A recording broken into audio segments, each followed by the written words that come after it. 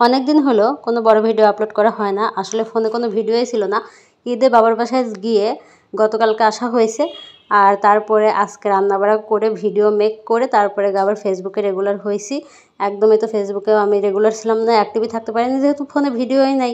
তাহলে কীভাবে অ্যাক্টিভ থাকবো? তারপরেও কয়েকদিন শুধু পোস্ট করে অ্যাক্টিভ থাকার চেষ্টা করছি। কিন্তু ওইভাবে হয় না। এত পোস্ট খুঁজে খুঁজে পাওয়াও কষ্টসাধ্য। এখন দিনের মধ্যে যদি আমি 5টা 7টা মানে সব মিলায়া 5-7টা পোস্ট করি, ভিডিও রিলস ভিডিও পোস্ট দিয়ে সব কিছু মিলায়া, কিন্তু ওইভাবে এখন 5-7টা ভিডিও পোস্ট কীভাবে করব? তাই পরে আর কোনো রকমভাবে অ্যাক্টিভ থাকতে পারিনি 2 দিন। তো 2 দিন পরে আজকে মানে আমি গতকালকে নিজের বাসায় এসে আজকে রান্নাবাড়া করে তারপরে আমি ফেসবুকে আবার অ্যাক্টিভ থাকতে পারছি, ভিডিও আপলোড করতে পারছি। তো যাই হোক, হ্যালো এভরিওয়ান, আসসালামু আলাইকুম, welcome back to another blog. তো নতুন আর একটি ভিডিও, অনেক দিন পরে লং ভিডিও আপলোড করব। তো ভিডিওতে প্রথমে আমি আজকে হচ্ছে কি লাউ দিয়ে রুই মাছ দিয়ে রান্না করব। আর এই লাউটা বাড়ি থেকে আনা হয়েছিল, আপনাদের ভাইয়া ঈদের পরের দিন বাড়িতে গেছিলো। তো এখান থেকে আমার জালের হচ্ছে লাউ কিনে পাঠিয়ে দিছে, আরও অনেক কিছু দিছিল। সব কিছু আমি ভিডিও করিনি, মানে এগুলো ভিডিও করা হয় না। বাবার বাসায় গেলে ভিডিও কোনোভাবেই করা হয় না। ওই যে প্রথমে বললাম আমার ফোনে কোনো ভিডিওই ছিল না। কারণ ভিডিও না থাকার মূল কারণ হচ্ছে বাবার বাসায় গেলে ভিডিও করা হয় না। কোনো কাজই করতে ইচ্ছা করে না, মনে হয় শুধু ঘুম পাড়ি আর বসে বসে থাকি। মানে ওখানে গেলে আরও বেশি অলস হয়ে যায়। আর নিজের সংসারে আসলে আবার সব রকম একেবারে সব কাজই করার মতো শক্তি মানে শরীরে চলে আসে। কথাই এলোমেলো হয়ে যাচ্ছে অনেক দিন পরে ভিডিও ভয়েস দিতে গিয়ে। আর প্রথমে বলে আমার ভিডিওতে কিন্তু বাইরের সাউন্ড থাকবে, যেহেতু সারাদিনে কোনো রকম ভিডিও করতে পারিনি।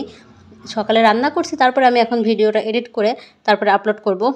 এই জন্য ভয়েসে বাইরের সাউন্ড থাকবে, এটা থাকতেই পারে, মানে আমারটা তো থাকবেই। যাই হোক, এখানে লাউ রান্নাটা অনেক মজার হয়েছিল, কিন্তু একটু ঝাল হয়ে গেছিলো। অল্প কয়েকটা কাঁচামরিচও দিছিলাম, তারপর গুঁড়ামরিচও দিছি।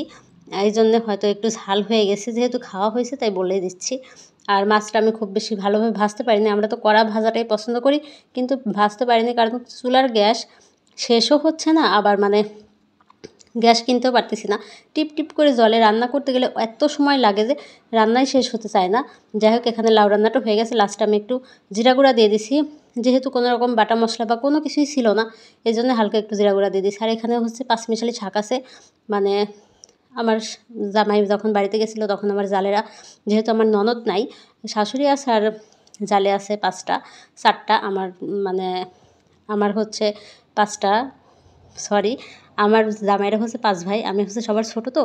তো ওর যেহেতু আমি ঢাকা থাকি, সবাই তো দেশেই থাকে।